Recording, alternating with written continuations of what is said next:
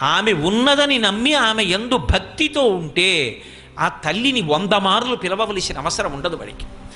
వాడికి ఏం కావాలో ఆవిడ చూస్తుంది. ఓ పసిపిల్లవాడు ఉన్నాడు, వాడి చెవిలో పురుగు దూరింది, వాడు ఏడుస్తూ చెవి మీద ఇలా కొట్టుకుంటూ ఉంటాడు. అమ్మ గ్రహించి చీరని నోట్లో పెట్టుకుని తడి చేసి తిరి చేసి చెవిలో పెట్టి పురుగు తీసేసి, నాన్న చచ్చిపోయాను రా, చూడలేదురా, ఎంత బాధపడ్డావోరా అంటుంది.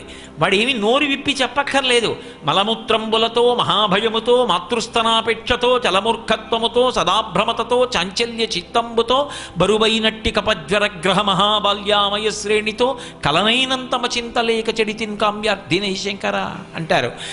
అటువంటి స్థితిలో ఏదీ నోరు విప్పి చెప్పకపోయినా అన్నీ ఇచ్చి కాపాడిన అమ్మలా ఆ తల్లి యందు భక్తి కలిగి పాత్రత ఉన్నవాడు ఎవడున్నాడో వాడి అవసరాల గురించి వాడు ఆలోచించవలసిన అవసరం ఉండదు.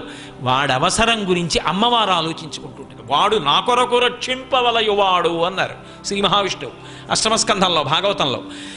భక్తుడి గురించి ఎవరు ఆలోచిస్తారంటే పరమేశ్వరుడు ఆలోచిస్తాడు. అంతేకాని భక్తుడి గురించి భక్తుడు ఆలోచించుకుంటే ఇక పరమేశ్వరుడు ఎందుకు? పరమేశ్వరుడు భక్తుడి గురించి ఆలోచిస్తుంటాడు నిరంతరం. వీణ్ణి నేను కాపాడుకోవాలి అని తిరుగుతూ ఉంటాడు. అందుకే తన్ను నిశాచరుల్ పొడవ దైత్య కుమారుడు మాటిమాటి కోపన్నగశాయి ఓ ధనుజభంజన ఓ జగదీశ ఓ సర్వాపన్న శరణ్య ఓ అఖిల పావనయంచు నుతించు కానితా కన్నుల నీరుతాడు భయకంప సమేతుడు కాడుభూవర.